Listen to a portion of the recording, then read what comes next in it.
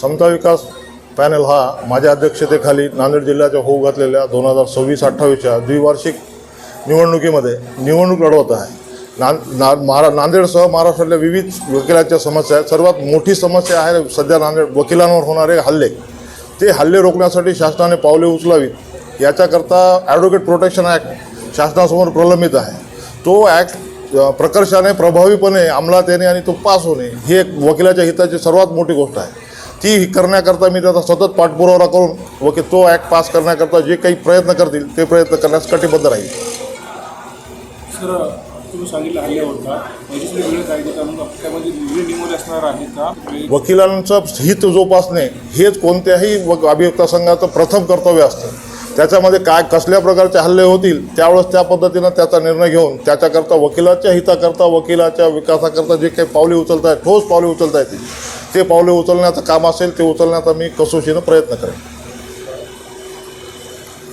मतदार आहे तुमच्या त्या मतदाराला तुमचं काय मतदाराच्या म्हणजे याच्यामध्ये शक्यतोवर मतदार हे सर्व वकीलच असतात. त्यामुळे वकिलाच्या सर्व समस्या ह्या एकच असतात. त्या समस्या काही पक्षकाराच्या बाबतीत असतात, काही न्यायिक अधिकाऱ्यांच्या बाबतीत असतात, काही क्लरिकल स्टाफबद्दलच्या असतात. त्या समस्या वेळोवेळी ज्या काही त्यांना भेडसावत असतात त्या समस्यांना त्यांना सामोरे जावं लागते. त्यावेळेसच त्यांना वकील संघाच्या अभियोक्ता संघाच्या सहकार्याची आवश्यकता पडते. त्यांना ते वेळोवेळी सहकार्य देऊन त्यांच्या समस्या सोडवणं हे परम कर्तव्य राहील आणि ते करण्यासाठी मी वेळोवेळी प्रयत्न करेन. नांदेड अभियोक्ता संघाचं मतदान कोणत्या तारखेला होणार आहे? नांदेड अभियोक्ता संघाचं मतदान हे 8/5/2026 रोजी सकाळी 8 वाजल्यापासून ते सायंकाळी 5 वाजेपर्यंत नांदेड जिल्हा न्यायालयाच्या प्रांगणामध्ये न्यायाधीशाच्या कक्षामध्ये होणार आहे. तुमच्या पॅनलचं नाव समता आहे, बरोबर? हो. वकिलांमध्ये समता आणण्यासाठी तुम्ही काय प्रयत्न करता? समता म्हणजे माझ्या पॅनलकडे जर तुम्ही पाहिलं तर आमच्या वकिलाच्या तसं पाहिलं तर वकिलालाही जातच नसतं. आमच्या पॅनलमध्ये विविध जातीच्या संपूर्ण जातीचे आणि समाजाचे लोक समाविष्ट आहेत. त्याच्यामध्ये मी माझे उपाध्यक्ष महेंद्र वावळे, माझे सचिव ॲडव्होकेट रवींद्र पाटील, दुसऱ्या महिला उपाध्यक्ष वनमाला मनोहर, तसेच माझे सहकारी विशिष्ट सहाय्यक पदाचे जयेश पाटील, कोषाध्यक्ष पदाचे फिरोज पठाण, तसेच आता महिला जे प्रतिनिधी आहेत त्या महिला प्रतिनिधी आणि चौहूर पठाण हे माझ्या सभासद आहेत. त्याच्यावरूनच तुम्हाला जे आहे माझ्या पॅनलमध्ये वेगवेगळ्या समाजाचे सभासद आहेत. त्यामुळे माझ्या या पॅनलचं नाव समता आणि एकता ठेवलेलं आहे ते योग्य राहील. सर, आपल्या विरोधामध्ये 2 पॅनल आहेत, बरोबर?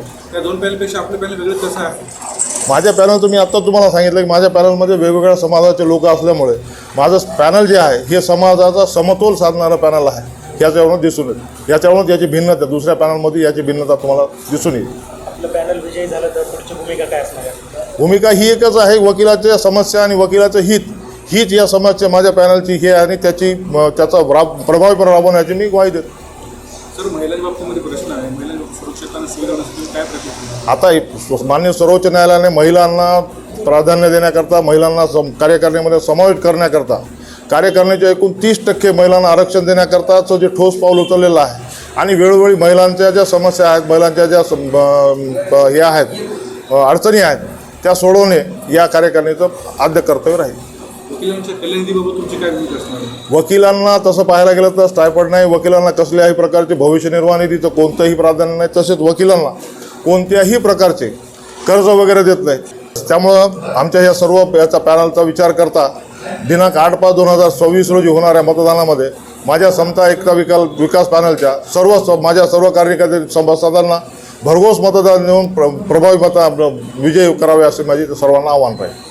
मागचा पॅनल जे आहे जो 2024-26 हा पॅनल समता एकता पॅनल माझे मोठे भाऊ ॲडव्होकेट आशिष गौतमगावकर यांच्या अध्यक्षतेखाली लढवलं होतं आणि त्या इलेक्शनमध्ये त्या निवडणुकीमध्ये नांदेड जिल्ह्यातल्या वकिलांनी आशिष गौतमगावकर यांना भरघोस मताने आजपर्यंतच्या नांदेडच्या इतिहासामध्ये अत्यंत प्रभावी आणि अत्यंत प्रचंड बहुमताने त्यांना निवडून दिलेलं आहे. याच्यावरूनच त्या पॅनलची लोकप्रियता आणि त्या पॅनलचं प्रभावी कार्य दिसून येते आणि त्याचीच ग्वाही त्यांनी त्यांच्या कार्यकाळामध्ये वकिलांच्या समस्या सोडवण्याकरता प्रभावीपणे वकिलांच्या समस्या सोडवण्याकरता पूर्ण प्रयत्न केलेले आहेत. आणि मी यापुढे सुद्धा या समता एकता पॅनलची जी परंपरा आहे ती कायम ठेवण्यासाठी कटिबद्ध राहील.